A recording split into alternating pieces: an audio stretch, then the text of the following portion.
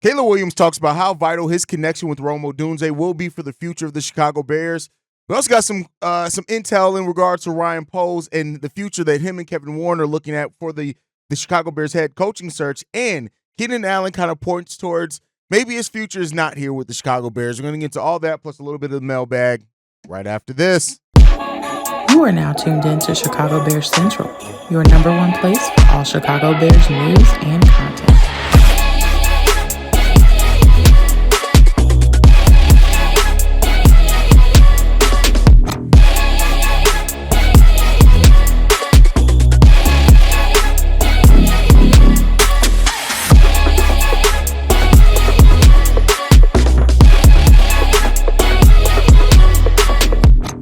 What's going on, Bears fans? Welcome to another episode of Chicago Bears Central, your number one spot for everything Chicago Bears related. I'm the host there, Hayes, but more importantly, you guys can follow the channel at Shy Bears Central on every social media platform we happen to be on. With that said, let's go ahead and get into it for today, y'all. I want to start off with these comments from Kayla Williams where he said this. It's been great to be able to have a young guy with me like Rome, a spectacular person, spectacular player. Being able to have him here, grow with him, our relationship over the years is going to be vital for the team. Being able to continue that growth, that it's going to be fun. I think he's going to get better, especially with the guys he's had this year with him, DJ Moore and Keenan Allen, two guys who have been doing it for a while. I think it's helping him. And, it is good to look at a bright spot with the Chicago Bears, right? Like, this season has been a tough season on everyone, as I said in yesterday's episode. But, that we do have two kind of players that their career here, at least as long as they're both Chicago Bears, are going to be intertwined. Not only do they play, they both were drafted in the same rookie class, their positions are definitely are directly connected to each other, right? Your quarterback cannot really be successful without wide receivers who are able to be successful. And so having two guys like this that, that grow together is really important. And I love the fact that Ryan Poles did that, is he went out and got a wide receiver that can grow and develop with your guy, and a guy that as well that Kayla Williams wanted here to be here with him. Now, I do think that it was an embarrassment of riches as far as going after also Keenan Allen if you knew you were going to pursue Rome Odunze. But then again, the Bears weren't guaranteed that they were going to get Rome, right? Like, I think that was one of the things as they saw that Rome could fall. And they showed this as much in Hard Knocks that they monitored that, and then they made a move once they realized, oh no, he's probably gonna fall to where we need him to fall to. And that's great. A great move by Ryan Poles. I just think that, of course, if you'd known, instead of trading that fourth for Keenan, that could have been better, used on the offensive line that needed some big help. But it's all said and done. You can't go back to woulda, coulda, shoulda. You can't go back and change the past at this point. All you can do is make better decisions going forward. And so the relationship between Rome and Caleb, it's great. And I hope that it continues to develop. And I hope we are looking at them for the next handful of years being, this duo with the Chicago Bears that can get things done. But as I've been saying, like, it's great to have those guys. It's great that they've both grown over the course of this season as well. Wins. Everybody's still focused towards wins, right? Having a great duo is good, but you want to make sure that duo is getting wins for your football team. And so that's going to be up to Ryan Poles. It's going to be up to Kevin Warren to continue, to make the moves that are needed to get this team and propel now this version of the team forward, because taking a step back.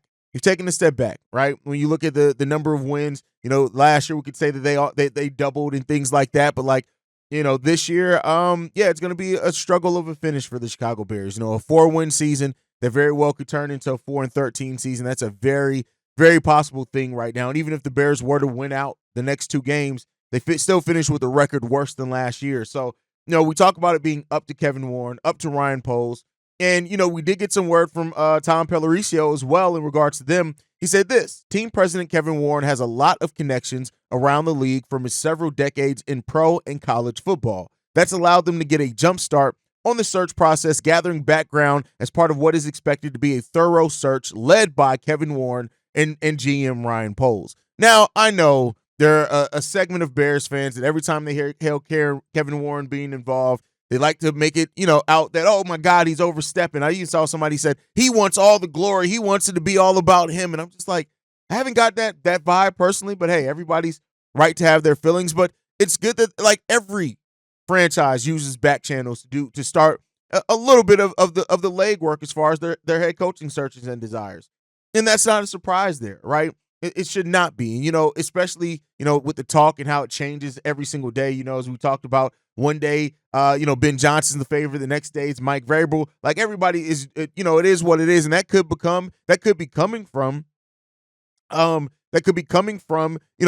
other teams and GMs hearing about Ryan Poles and Kevin Warren, using these back channels and things like that to gather some reconnaissance on their head coaching candidates. And that'll probably be, I'd say this, if they are doing that, that's one of the most competent things they've done. Yeah, no shit, you should do that. If you have a chance to get any information on these guys, especially from people that have worked with them hand in hand, maybe even some players that have played for them, you'd be stupid not to do so. That way, when you're going into your interview, you know what to ask, you know what to expect, you know what questions and how they already configure. You just want them to kind of fill in some dots. So it's good, and the Bears should be casting a wide net for their coaching search, because this is one of the most important decisions that this front office is going to make, right?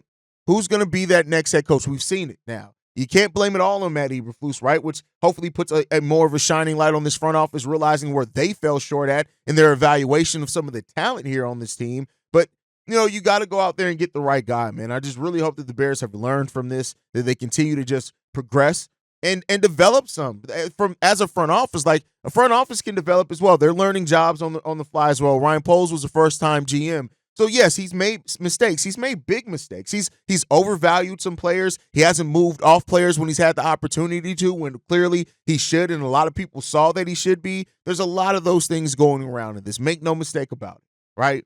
But, can Ryan Poles learn, right? And what do they do in their next set? And part of that also is the draft as well. And you look at the Bears right now where they sit.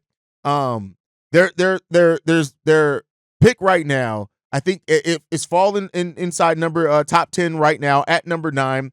There are two other teams that are 4 and 11 in there as well that sit right there above them.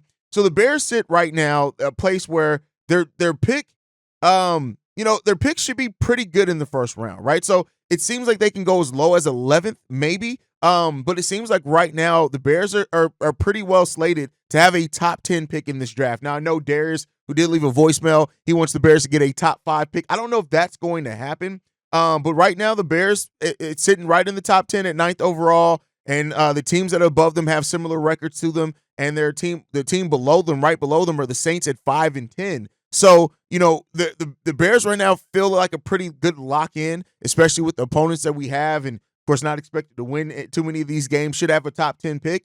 And that is going to be a really good spot to get you a starting caliber offensive lineman right off the bat.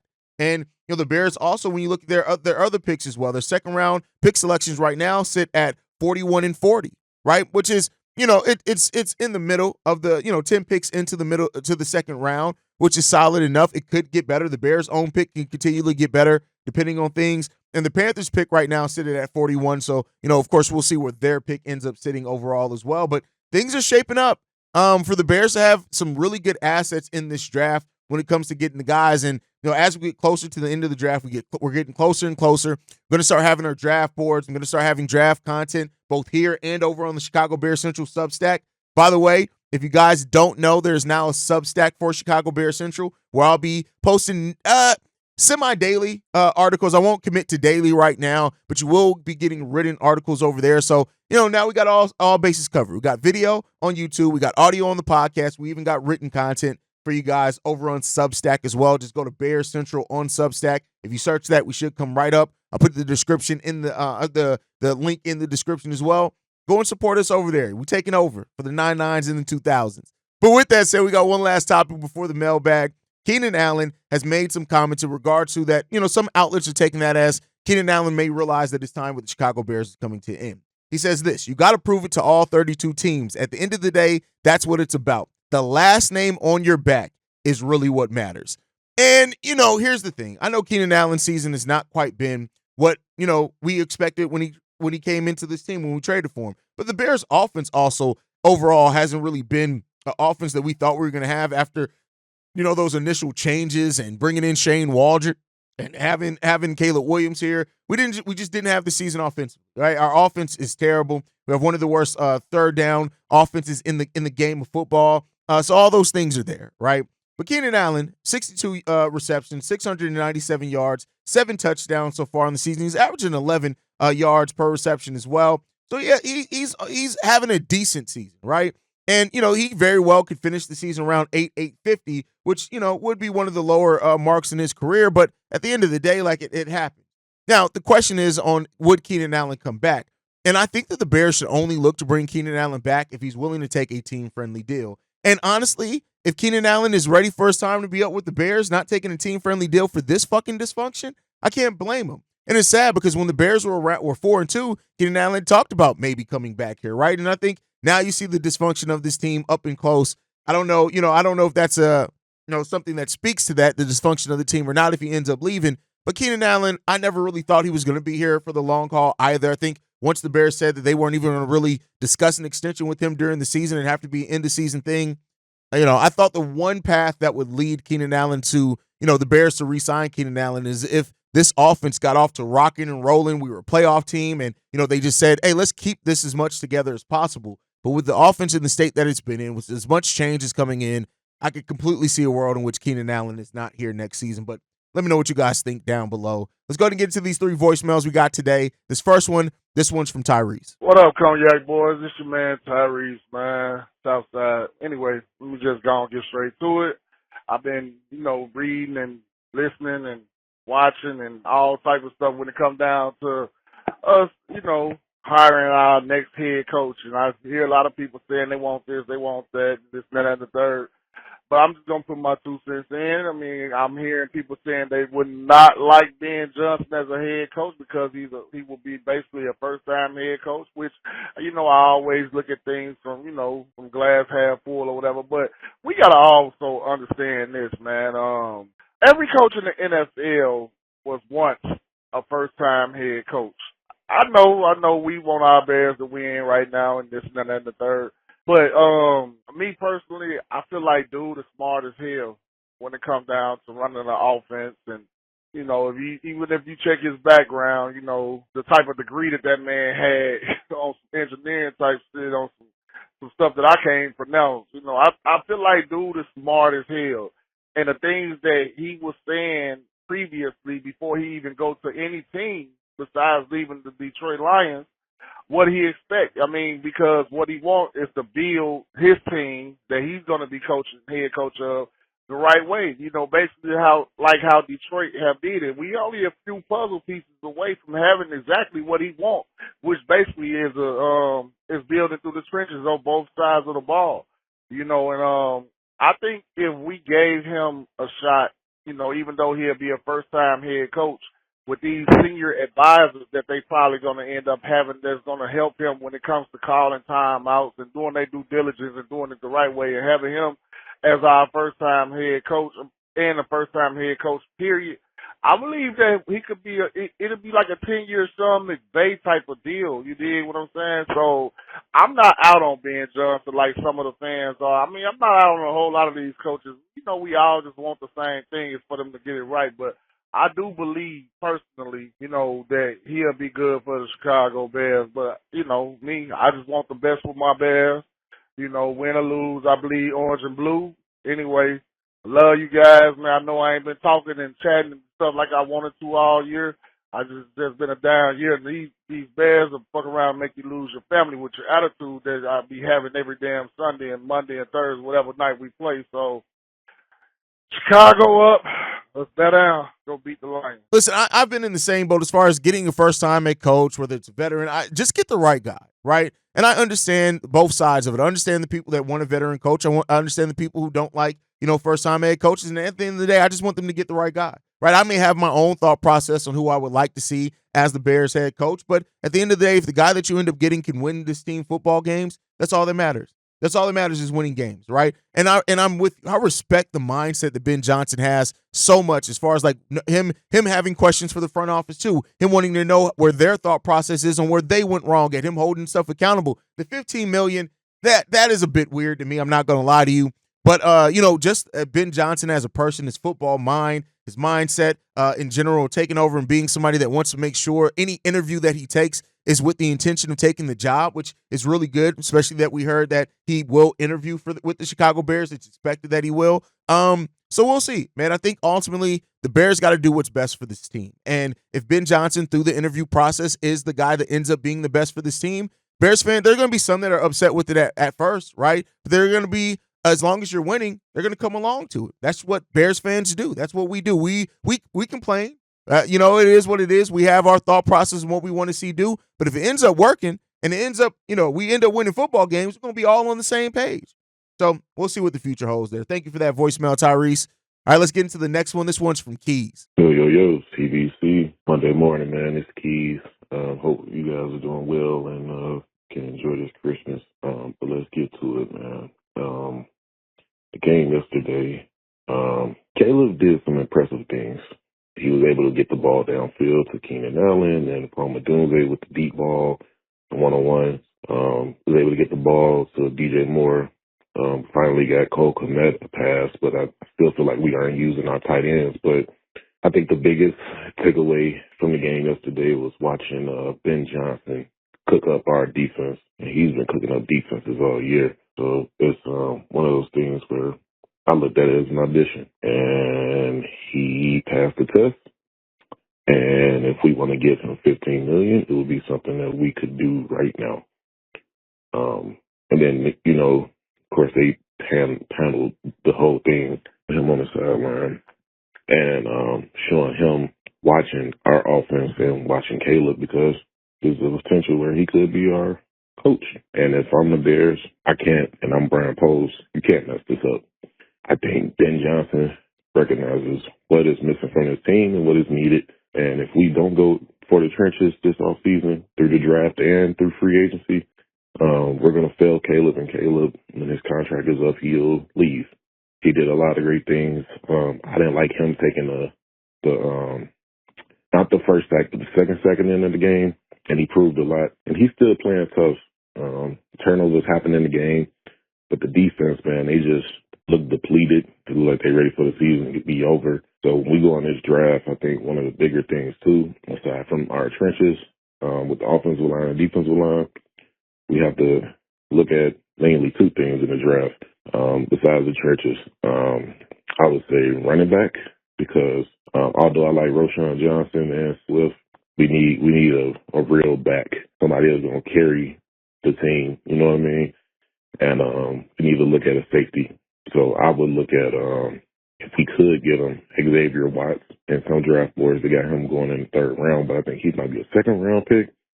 But because you don't know what's going to happen with Brisker, but let me know what you guys think. As always, Chi-Town up, there now. Yeah, Caleb has definitely done some impressive things, like not only in Sunday, but just on the season, right? And yesterday we went over all the accolades and stuff that he's built up and stuff in this, and that's cool. But it comes down to winning, right? That's what it still comes down to. And you're right, a lot of the things that have plagued this team has still plagued it. We don't go to our tight ends very often. We haven't done that in the way that we thought we were. We're going to use 2 tight end sets coming into the season. We never really explored that much, right? So, we'll see. And I agree with you. Watching Ben Johnson cook was fun. It was fun to watch like a offensive coordinator that just runs the offense in such an intentional way. And that's the thing, intentionality. That's so important in how you set up later plays earlier in drives as an offensive coordinator. That's something we didn't see under Shane. That's something we didn't see under Matt Nagy. We saw a little bit of it under Thomas Brown. He was just the offensive coordinator, but it's been a shift in that since he took over as the head coach. So, all those things are there. I completely agree with you, and we'll see. I think that this team has some talent on it, and the right coach can bring out a lot of this talent. We need to fix the offensive line for sure, but there's still a lot of talent on this team, and it's just about getting the right situation, bringing the right version of the roster, and getting the right coach that can lead it. All right, let's get into the next voicemail, the last one for today. This one's from Darius. What's going on, y'all? Darius from Dallas, man. Pretty much another game of knowing that we got our franchise quarterback, but also that we have a lot of issues on this team. One that I'm kind of curious about, man, does anybody know what the fuck is going on with Jaquan Brisker? Like, I've never seen a concussion knock somebody out so goddamn long. Like, I don't understand what's going on there. And also, with Tyreek Stevenson, man, I think it's time for us to put Reddy Stewart in there, and let's just see if he's got something that see if he's got something in him. The kid's got some natural ball skills, that I kind of want to see. This is a time of year where you just see what you have, man. We're not going to the playoffs. Tyreek's play this year has not been good enough for us to just go into the off season and say that, hey man, you for sure got that starting job. I think that he's left a lot on the table. He's even blown a game for us, and I think it's just time to try some guys out.